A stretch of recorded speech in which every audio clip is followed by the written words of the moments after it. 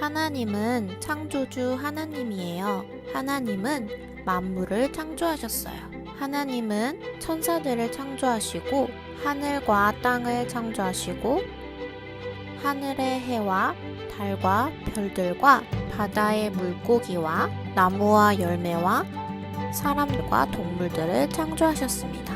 하나님은 자기의 형상대로 사람을 창조하셨어요. 창조주 하나님과 사람의 관계는 참 좋았습니다. 그런데 하나님을 찬양하는 천사 중에 하나가 하나님보다 자기가 더 높아지고 싶어서 하나님을 거역하고 타락해서 사단이 돼버렸어요. 그를 따르는 다른 천사들도 함께 타락해서 사단의 부하가 돼버렸지요. 그러나 사단은 거기서 그만두지 않았어요. 사단은 사람을 찾아가서 거짓말로 사람을 유혹하기 시작했어요. 정말 하나님이 동산에 있는 모든 열매를 먹으라고 했어? 그러자 하와가 대답했어요. 동산 한가운데 있는 선악을 알게 하는 나무의 열매는 먹으면 안 된다고 했어. 먹으면 죽을지도 모른다고 하셨어. 사단은 하와가 말씀을 잘 모른다는 것을 알아채고 아니야, 저거 먹으면 하나님처럼 될 수 있어.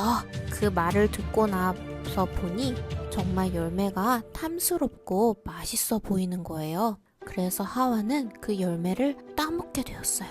그리고 자기의 남편인 아담에게도 그 열매를 주고 아담도 그 열매를 먹음으로써 하나님의 말씀을 거역하게 되고 세상에 죄가 들어오게 되었어요. 그리고 하나님과 영원히 단절되면서 지옥으로 갈 수밖에 없는 처지가 되어버렸어요. 하나님은 공평하시고 정의로우심으로 죄를 반드시 심판하셔야 돼요. 하나님과 사람의 관계는 깨어졌지만 하나님은 여전히 사람을 사랑하셨어요. 세월이 지나서 많은 사람들이 태어나고 세상에 사람들이 많아졌어요. 하나님은 그들에게 십계명이라는 법을 주셔서 죄를 지을 수 없도록 울타리를 만들어 주셨어요. 피 흘림과 자신을 돌아봄으로 죄사함을 받는 희생 제사 의식을 주셨어요. 어린 양의 피를 흘려서 그 피로 대신 제사를 드리고 죄를 눈감아 주는 거예요. 그러나 사람들은 계속 죄를 지었고 진심으로 자기의 죄를 돌이키지 않았어요. 그러나 하나님은 사람들을 너무나 사랑하셨기 때문에 예수님을 이 땅에 보내주셨어요. 예수님은 하나님의 하나뿐인 아들이에요.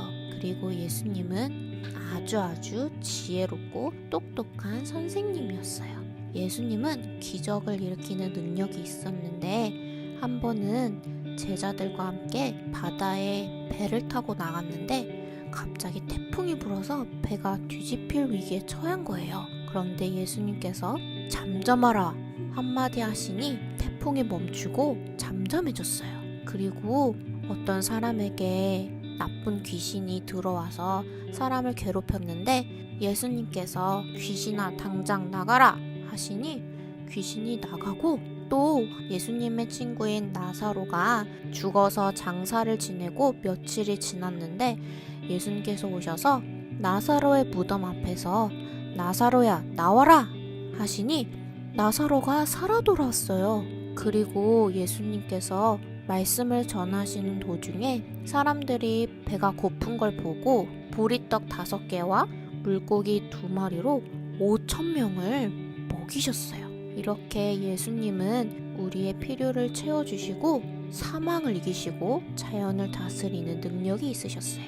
그리고 예수님은 우리에게 바른 방향을 이끌어 주실 수 있는 사랑의 목자이세요. 그리고 완전하시고 죄가 없으신 분이에요.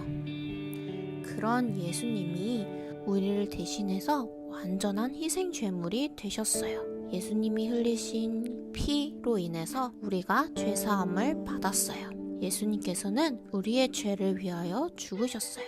그리고 3일 만에 다시 부활하셨어요. 우리에 대한 하나님의 사랑을 이렇게 보여주신 거예요. 그래서 이제 우리는 하나님과의 관계를 예수님을 통해서 회복하게 되었고, 예수님을 믿기만 하면 하나님을 아버지라고 부를 수 있는 특권을 누리게 되었어요.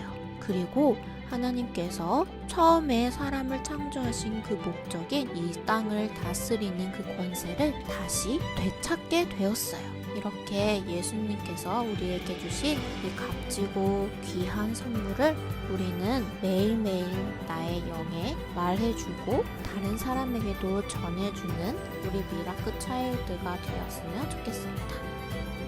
예수님 감사합니다. 사랑합니다.